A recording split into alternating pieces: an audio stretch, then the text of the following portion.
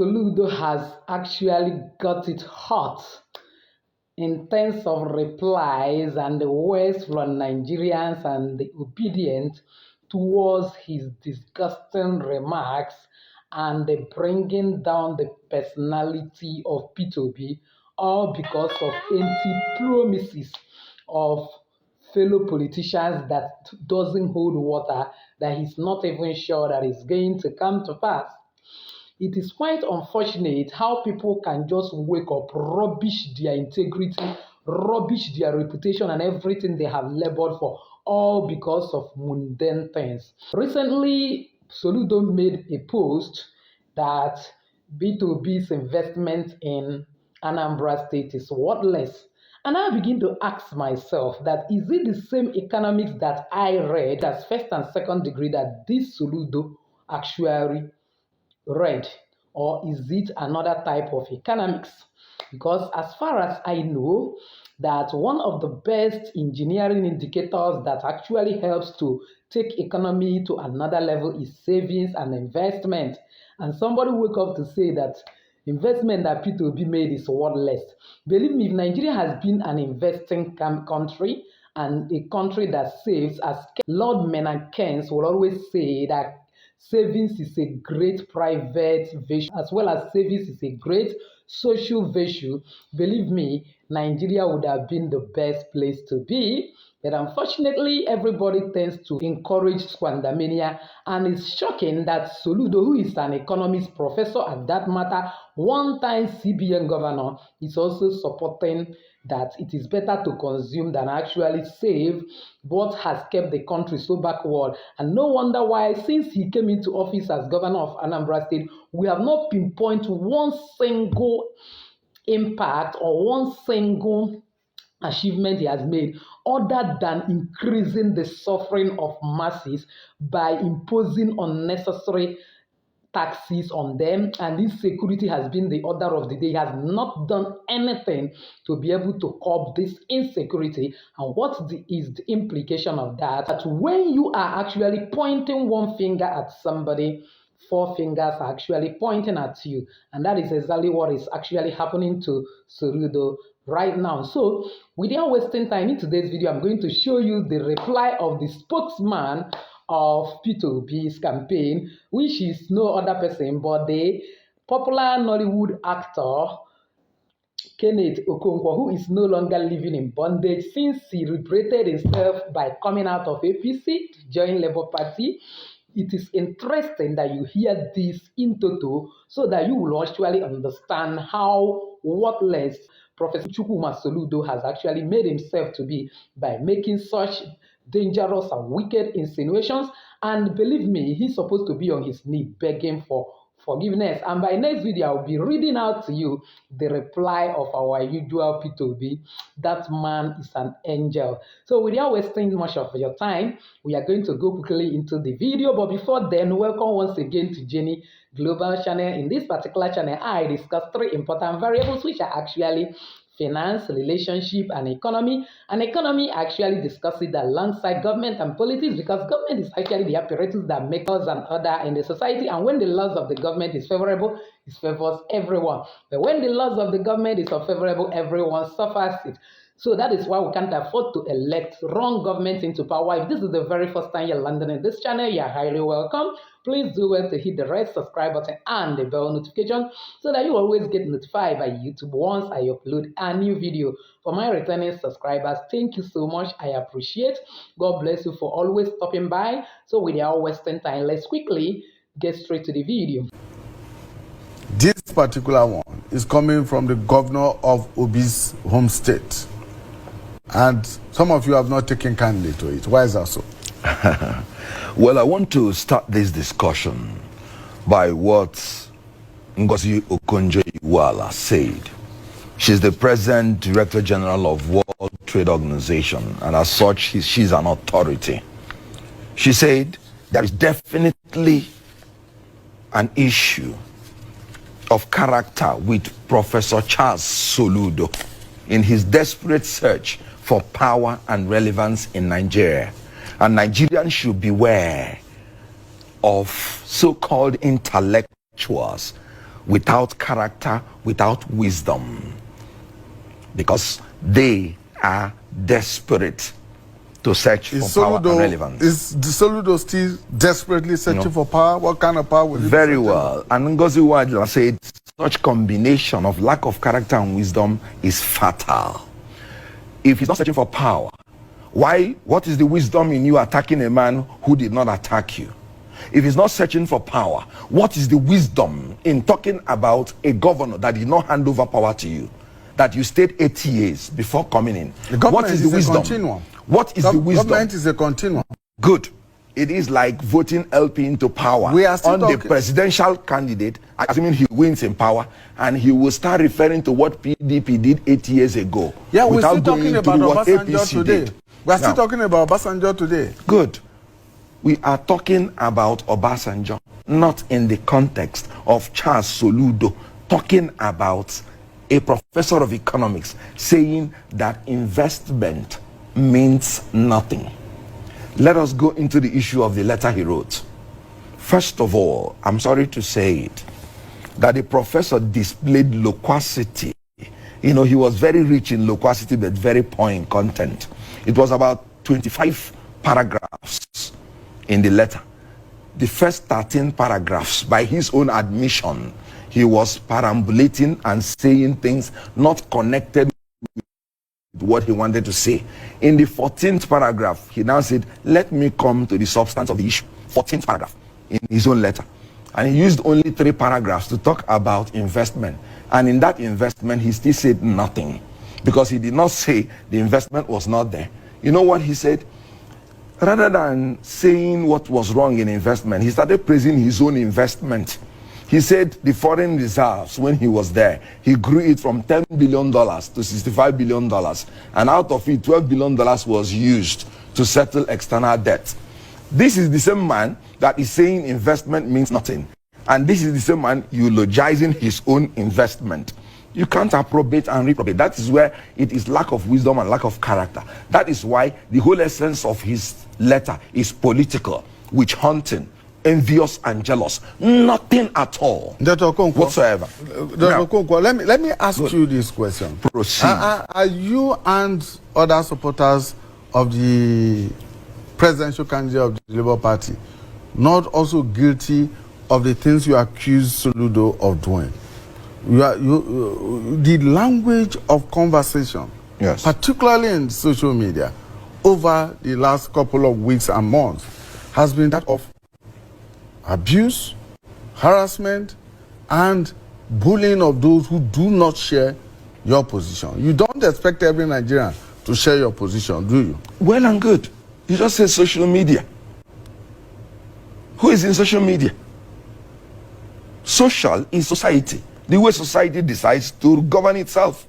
Not just on social media, even on conventional media such as this. That is what I am saying. I am presenting the facts as they are. I just told you what Professor Ngozi Okonjo said. I just told you what Professor Charles Soludo said in his own letter. And if I may proceed, in the issue of investment, you know what Governor Darius Ishaku said?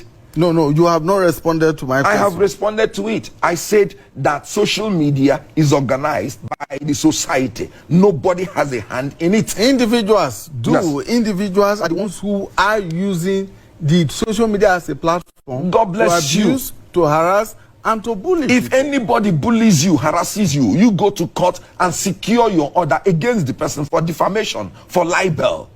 It is your right. It is your duty. But when somebody is saying what you said, there is justification against the law of defamation against anybody. And so you do not come to the conventional media, like Charles Soludo said, and say the investment made by His Excellency Vitobi amounts to nothing. And then people are reacting to it. And you are the one doubling down, reacting to people. What has Vitobi said since then? Nothing. Has he replied? No. And he doubled down to write the, sorry to say it, the Kwashiorkor-stricken letter that is zero in content. Again? No. Again, Kwashiorkor is suffering from hunger. There is no content in that letter. And I have told you, by his own admission, he started writing about the substance of the letter in the 14th paragraph, in a 25 paragraph letter. You can read it yourself. Okay. But he was was talking about investment, and I want to narrow in on that. Governor Darius Ishako, when he was talking about investment in Anambra State, he said he met Obaino, and he was congratulating him for the international airport built in Anambra State. And Governor Obaino told him, sorry, it was the money saved by my predecessor that I used to build the international airport. And this is in line with what P2B has been saying. P2B said there were certain projects I wanted to do, but because of time, I saved all the money for my successor to use them and do it. And this is a confirmation of that. P2B built schools, 1,000 schools, renovated, built security. Now, let's come to Charles Soludo that wrote the letter. Now, Charles Soludo entered into governance, and the abomination that causes dissolution started happening in Anambra State. For the first time, a member of the House of Assembly was beheaded, and his head hung on a tree for days. It has never happened. You saw how a young Hausa man and his family, the wife was killed, and before children beheaded in Charles Soludo's government within 6 months. This is a man who has failed in security. This is a man who has failed in everything. Ifeanyi Uba, his convoy, was attacked, a political opponent to Charles Soludo, 10 persons killed. Now, compared with His Excellency P2B, when he came in. Dr. Okonkwo, good. Let me bring you back to the... But this is the man, just trying to confirm what just Ngozi Wala said. That is the man that is lacking in wisdom and in character. Anybody can say anything. I'm sure that if you she want, proved it. I'm sure that if you want to quote what people say, many people would have said even worse things about Obi. Do I tell you? Okay. Yes, but let me because we should go into what he did as a CBN governor. Let me bring you which is back, out there for people to see. Let me bring you back to this, which has to do with the fact that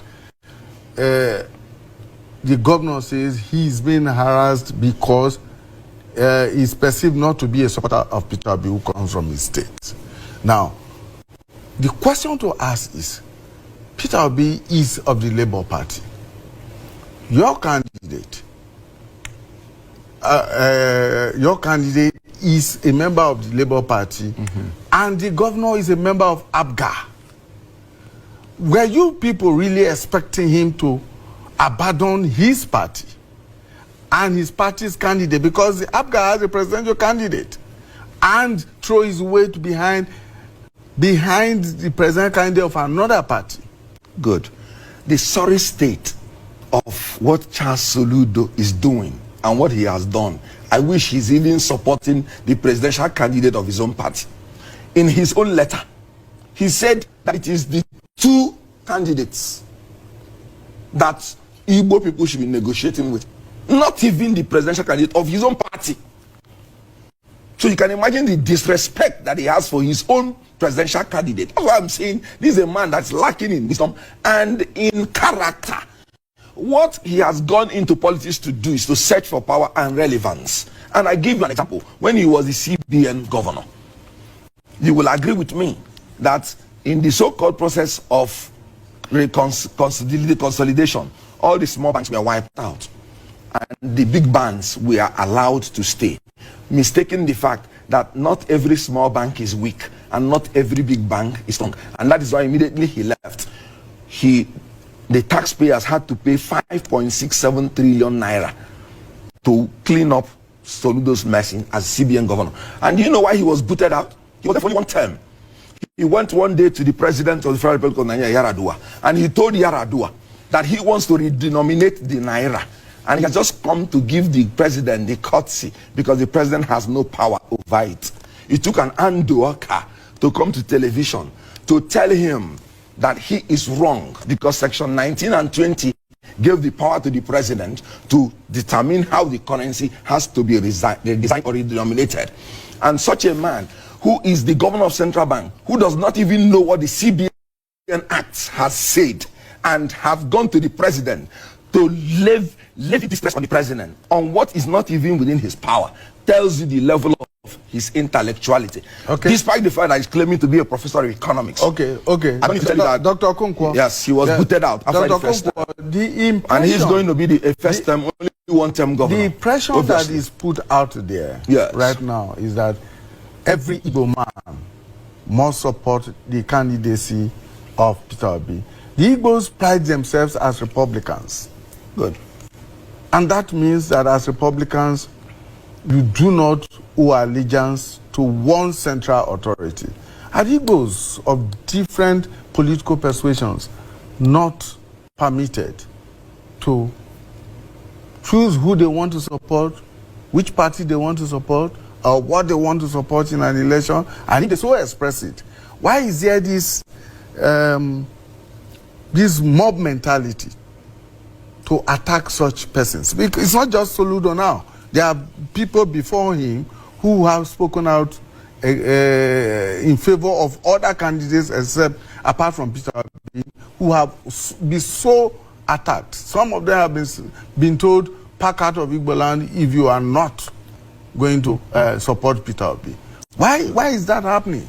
Good. Is Peter Obi an Igbo candidate or a pan-Nigerian candidate? If Peter Obi were to be an Igbo candidate, will a Soludo not be supporting him? Why I'm excited that people like Soludo are talking is because they are actually giving credence to the fact that Peter Obi is a Nigerian candidate.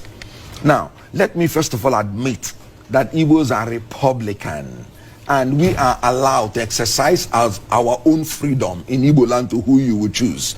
Soludo has never been supporting Peter Obi. Did anybody attack him? No. People are attacking his lie when he said investment amounts to nothing. When he is sitting on and enjoying the investment that His Excellency Peter Obi did, it has nothing to do with his supporting or not supporting. Oh my God. What do you want here? What do you want to be proved? You understand? For when Peter Obi dey, which proof are there you want? If you should look at Soludo, you know that he's hungry. His hunger for power is now humongous and hypertized. Oh my God, what a voluminous higgy. A tumultuous time through him. These people are the tyrants. People who just want to have power by all means. It's time for a change, a new Nigeria. Change to change the change. It's time for Peter Obi and Yusuf Ahmed Dati. It's time for Labour Party, Papa, Mama, and Pekin. It's time to vote out these criminals. It's time to put a new Nigeria into power. It's time for liberation. And the liberation starts with you and I.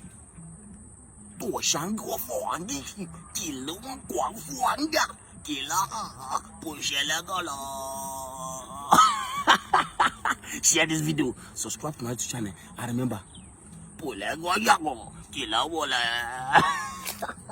Having seen the video, it's better you make your own judgment and comment. What do you think about all this?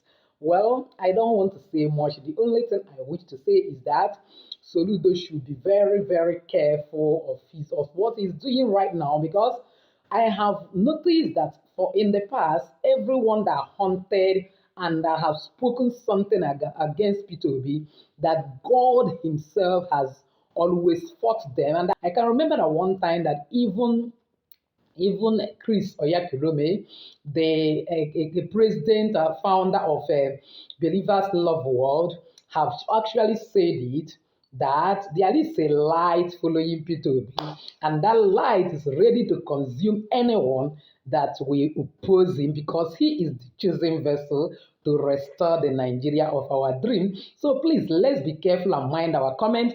It's a free word anyway. He has the right to support whoever candidate he wishes to support, but there's no need of degrading and destroying another personality just because you want to project yourself, because by mere doing so, he is bringing down himself, exposing his nakedness, washing his dirty linen in the public, just as it has done. It has even rubbished his own past effort that he even made in CBN. Now, currently, everybody is looking for his fault. Nobody is even talking about any positive impact he has ever made. So what has he actually achieved? It's also a lesson to all of us that when you are busy pointing one finger at one person, four is actually pointing at you. So let's stop pointing all these fingers and focus on getting the goal. That is, getting the best president come 2023, so that there will be change in this our country. So with this, I've actually come to the end of this video. If you find it helpful, please give me that thumbs up. Don't forget to subscribe. If you have not subscribed, hit the bell notification so that you always get notified by YouTube once I upload a new video. So thank you once again for stopping by. Please don't forget to comment on this video. As you do, may God honor you, surprise you, and take you beyond your widest imagination and make you to be alive to enjoy that Nigeria of our dreams. So with this, I say bye-bye.